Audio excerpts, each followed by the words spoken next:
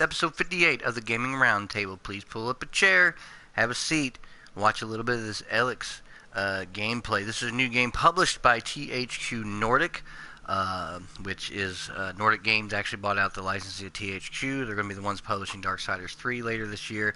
And this is actually created by Piranha Bytes, who created the Gothic series and the Risen series. I have fully been through Risen 2 and Risen 3 on the PC years ago when I was a gamer. I went through Gothic 1 and 2. I never played 3. I do own Gothic 4 Arcania, which I actually enjoy as well. And this is ELEX gameplay. High fantasy, medieval meets Fallout, kind of sci-fi, post-apocalyptic stuff with a little Mad Max thrown in for good measure. This is actually the very beginning of the game. I've had to start over a couple times because ELEX has some interesting systems, and you can get to a point where you're in the game and realize, maybe I should start over. Right now I'm just wandering around this beautiful lush world. The map is absolutely huge and open from the get-go. It is massive. So just to kind of give you an idea, this is the map. I'm going to scroll around here. It is just incredibly huge. These are the different sectors that are marked off, and of course you have your main missions to survive, small healing potions that's going on, and that's basically what's going on with that, as a matter of fact. So there's your different inventory and substatus screens. ELEX is... Okay, how can I really explain the game in a lot of ways? So you have a couple different camera modes. You have this normal camo mode, the far mode, and you got this up close kind of Skyrim. When Skyrim's camera's up close, or Fallout mode, which is actually I play like that sometimes, but I mainly keep it in this mode. You have better spatial awareness, and you kind of make your way down the thing. Your mini-map here always shows your objectives, but you don't see like the landscape. It's just like a standard radar kind of map. The game world itself is beautiful, by the way. This is a beautiful game. It's a great game, and I really, really have been enjoying it for the most part. I will say this. The game is very, very, very difficult. Because there is a time... It's timing-based. Based just kind of like the Risen series, where you have to combo and do the timing right. You have a combo meter now down there that shows you if you got your timing right, which is actually very nice to have that. Where in the other Risen games and series you didn't have that. They mapped everything to R1 and R2, very similar to Dark Souls. Does it fight or combat is anything like Dark Souls? Not really, no. It feels a little bit like that, but there is a slight delay in your combat. And the only problem with that is when you are combating in the game and you're in a combat situation, you have to really time everything and do it exactly. Like there, I didn't do a hit. You can swing wildly like that, and if you don't do the combo, you're going to take a hit. Now, I'm going to tell you right now, I am playing on the easiest difficulty. Normally, I would play on normal, but even on easy, it's very difficult. There are creatures in this game, I mean, in the early onset of the game, you will get one-shotted by them. Like, boom, you're dead, gone. Two-shotted, boom, dead, gone. And luckily, the game has a robust autosave system where you can it autosaves like every 3 minutes, or you can set it to off for 60 minutes or however you want it. It also has a quick save system. Boom, hit quick save. You're going to be doing a lot of loading and not loading. Load times are actually pretty respectable. They're not bad. It's not that hard to deal with. I will say this, when it comes to ELEX, it's a game that you got to be very patient about, but it never holds your hand at all. So it does have that kind of Dark Souls thing. But there's some things you have to understand in the game if you're going to buy this, and I'm going to do this real quick to show you, even though this is the early game. So let me go into my screen.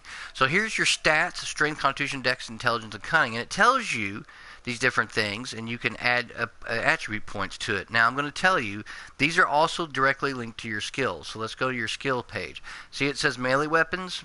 If you look closely at the screen and you look at the strength and dex, in order to get a skill point in melee weapons, which you have to go to a trainer to learn, which is actually kind of cool, you have to have 25 strength and 15 dex. And later on, this stuff goes way up, 30 and 20, 40 for cunning if you want to be a mutant killer. 50 and 30 for if it gives you bonus in fighting robots. I mean, it's really 50 for jetpack attack. Now every level you only get 10 points. So if you feel like going more balanced route, you will take forever to do this. And certain weapons and different things in the game also have requirements. And then, of course, you have your main faction-like skills here when you join one of the three factions in the game. It's very, very insane, the way that they did the leveling. Because the leveling, with only getting 10 points at a time, the levels come fairly quick, but it's just the fact that it gets to a point where you're grinding a lot. And I just wanted you all to be aware of this before you bought the game. This is not like the Risen 3 where you have the glory system. Risen 2, you have the glory system. You earn experience. You just add to your points. This ties in attributes and skills back. Your skills and attributes are both tied in. I like that. I just wish that in order to get better at melee weapons or ranged weapons, I didn't have to have 25 decks. Because you think about it, if you're only getting 10 attribute points at a time, you're having to gain like 3 levels just to get your dex to like 25. So I'm just kind of throwing that out there for people who are interested in this game. Here we go. There's a rat here. They won't attack you. I just kill them because, boom, dead rat. What I like about this game is outside kind of felt like this fantasy area, medieval, but then you come inside and you get this, got to run out here. Don't want to be fighting that rat without being able to maneuver. Here he is here. You can dodge roll out of the way if he attacks. But you do have a stamina meter. You got to watch that in the corner there. Let's see here. Bring him back out. This guy's not too tough. Most things can be dodged fairly easy. And you see as he's walking away, if you set it on the easy thing, if an animal is very difficult, some of the creatures in the game are actually if they get real damage, they'll kind of scamper off, but that's only a handful of creatures that do that. So here I get a bow here, which is nice. You can use that for ranged. You won't hit a whole lot at the beginning until you get like some skills in bow and arrow, but it is fairly effective at times. And later on, of course, you can get other things.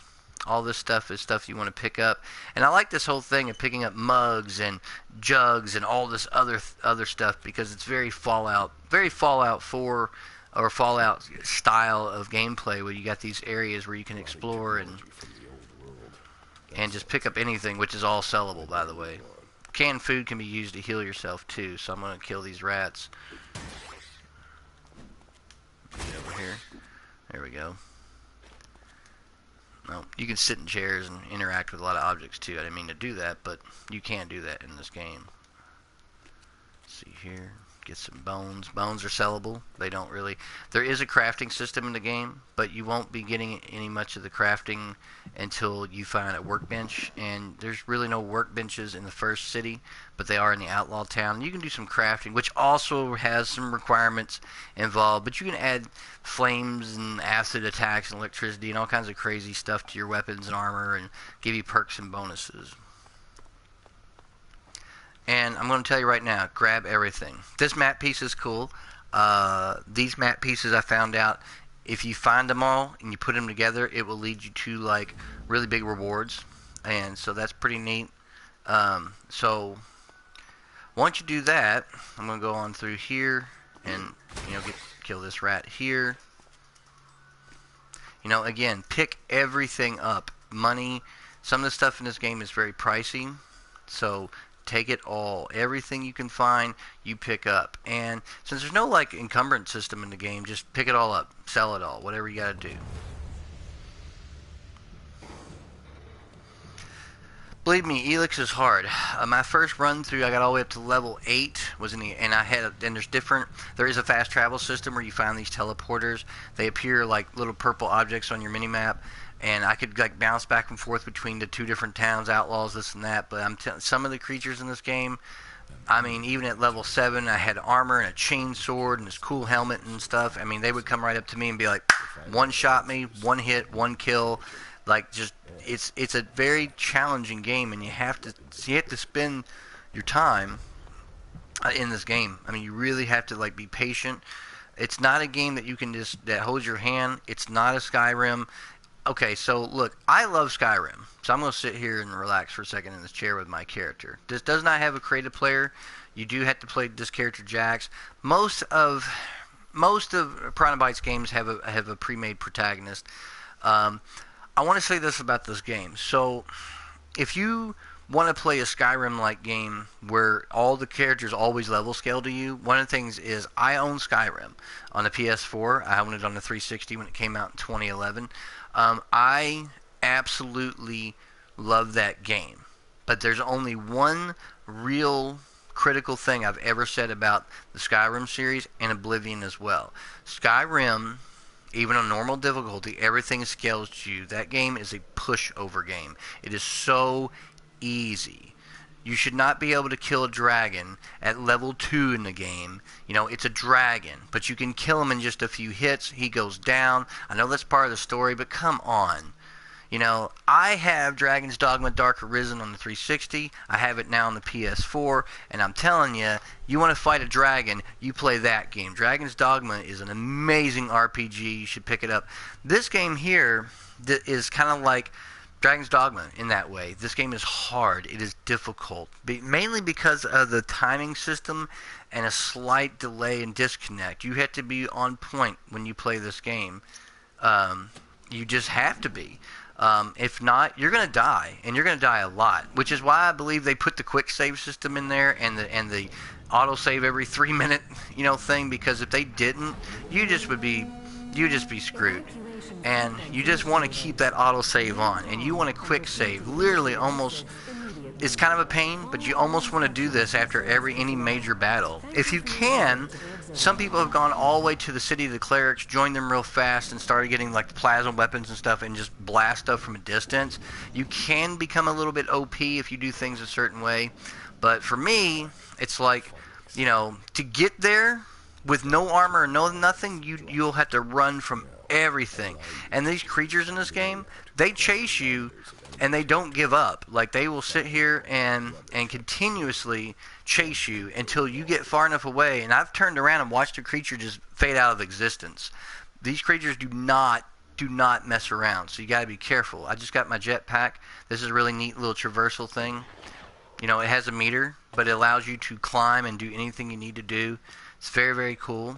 Again, I love this. I love the high fantasy thing, though. I love the world enough, even though I do have a slight complaint about the combat. I feel like Risen 3's combat I got so used to and good at that there's less of this slow kind of, I don't know, it felt fast to me versus that. Okay, I already opened up that locker. Again, I love this whole Fallout kind of thing. Toilet paper is valuable. And it's really nice. So, and again, I just want to stress this. Magnesium torches are nice because they will light up an area. And I usually just sell them. I don't use them very often, but they are useful, which I like. And you'll hold it in your hand. You can attack with it, or you can throw it just to throw it down to light up an area. But like I was saying, with this combat, let me just do this again. Like, that's your strong. That's a long sequence, a few seconds to get that off. If I'm doing it, this is about as fast as the combat's going to get. And then you can do like a super hit like that if you get your combo meter up. And that's what you do there in order to take out a lot of creatures. But creatures all have levels. If you keep the level thing on, you don't see like an arbitrary number with ELEX. What you see on creatures is it might say whatever creature's name is in runt. So you know that creature is just a runt. He's not powerful. You could probably take him out. But then you'll see stuff like, pack leader for like a raptor, because the raptors are in the game, for the love of God. And yeah, you're going to die. I faced one pack leader at level 8, even with my chainsaw sword and the armor I had. Yeah, he one-shotted me. It was over with. Like, there's nothing I could do about it. Grenades are something I would say that invest heavily in. They do a ton of damage to stuff. NPCs in this game, by the way, can be killed. They don't necessarily affect quest lines. Some of them do, some of them don't, but it's really cool. Another thing I like about this game that I'm really pleased about, There isn't a whole lot of fetch quests in the game. There's not that many. It's mostly these interesting games. One of the early missions you get is you got to help this character Duros, which I'm about ready to meet outside. And what's cool about him is he actually uh, the leader of the in Goliath, this town you go to, wants him to help you solve this murder, and he doesn't go with you, but you go all over the map and you interrogate these four or five guys, and you have to figure out who did it and who killed this berserker that was like Ragnar's like right hand man, an advisor, and all this stuff. And you got to go through this thing, and it's so neat because you end up having to solve this mystery. And I won't spoil it, but there's a little twist at the end. And what's so neat about it is it really reminded me of Oblivion in Burma, where you had to investigate who Reynold Drainus, who said he's a vampire hunter and he really isn't. It reminded me of that, and I love the fact that the side quests are done this way. Another thing I like about this game, if you have high charisma and different things, is you can actually have the NPCs do the quests that they're asking you to do. They'll go do it, and there is 15 different ways to handle the side quests in this game. It's so refreshing to play a game that it's going to allow you to have had to play not just side quests, but do these crazy side quests where you have multiple ways of completing them. I think that's great. There also is a moral system in the game. Since your guy Jax was ingesting ELEX for the Alps, it deadens their emotions and makes them more. They're basically Vulcans. It makes them stronger, faster, but they have no emotions. But now Jax is feeling emotions for the first time because it's been a couple days since the crash, and ELEX is running out of his system. And some people, if you talk to, they'll either like you, dislike you. The game remembers things that you do in the game. If you're doing something and you might kill somebody, bounty hunters might come later. You can talk to the bounty hunters, fight them, try to get that done. The game is so dynamic. The world is so dynamic. Everything impacts everything. It's so refreshing to play a role-play game where everything I do, the things that I talk to and stuff like that, really impacts the game world. People, if you treat poorly in this game, they'll remember you.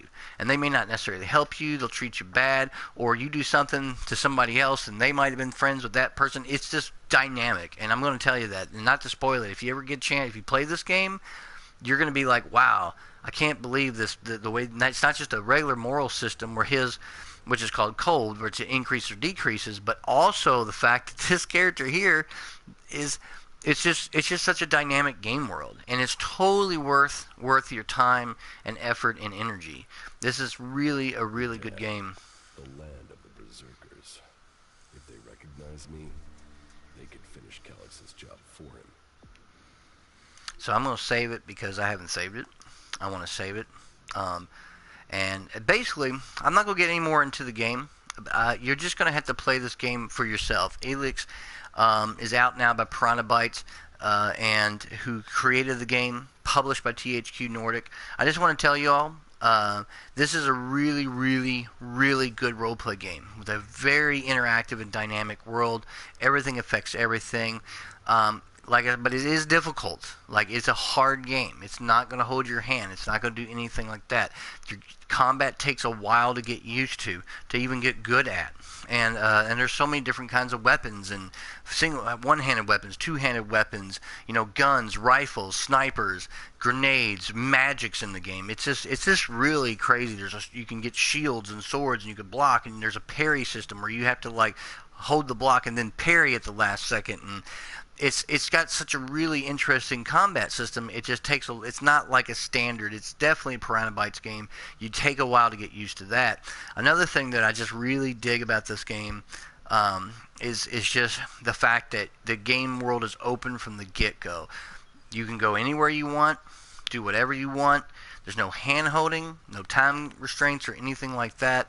Very similar to the Risen series and the Gothic series. You just kind of go out to the world and hope for the best. So, but if you're going to get into this game, just keep that in mind. Combat takes a while to get used to. You're going to die a lot, and it's almost Dark Souls in that way, where you die a lot. So make sure you keep that autosave on the 3 minutes so you can just jump back into wherever you left off at. And treat every counter in this game, no matter what creature you're fighting, as if it's your last. Trust me. Because you can get stun locked. Some of these even peon creatures will attack you and your guy will stun lock. So you got to keep that in mind. Use that rolling ability, use the jetpack maneuver. Invest as soon as you possible into the jetpack attack where you can jump in the air and come down really hard. It does a ton of damage. Definitely invest in grenades. That's like some tricks of the trade I'm going to tell you, because those grenades, I'm telling you, you throw a grenade out, it does a crazy amount of area splash damage. It has saved my neck many, many times. And just try to get used to the combat. Once you get over that kind of learning curve, you're going to find ELEX to be this remarkable and dynamic game world, diverse with different kinds of locales and interesting creatures and people that you'll meet, and it's just a really, really fun game. The first town feels like you're in this medieval, fantasy-like base town. The berserkers are all these warriors that use magic. Then you'll go to the clerics, and the clerics live in this volcanic region, and they have all this high technology and robots, and you can get all this tech. You can go to the outlaws town, and the town's massive. It's just huge, and it feels like you're in this Mad Max Fallout-like environment. It's so interesting to see the contrast between the two. Especially interesting when you're walking through the forest and you feel like you're in some place in Oblivion, and then all of a sudden there's a big, power line, construct there, and you're like, oh wow. And then there's these houses that look like normal houses that me and you would live in. So it's a very, really cool game world and environment. Well, this has been a little bit of information about ELEX. I just wanted to talk a little bit about it. I didn't want to get too much into the game. I will come back with some more gameplay of this to show you like later stuff on in the game. I just wanted to kind of give you a little bit of heads up about this game, what you can expect if you play it. Like I said, put it on easy. You're still gonna get messed up pretty royally and die a lot. But it does make the creatures a little less aggressive and a little bit easier. Not a lot easier, just a hair easier. And definitely check out ELEX now. It's at your local game stores for $59.99, $63.59 if you're in the U.S. And it's published by THQ Nordic, created by Piranha Bytes. And this has been the Gaming Roundtable. Please like my video. Please subscribe to it. And as always, gamers, thank you for joining us at the Gaming Roundtable. Good gaming.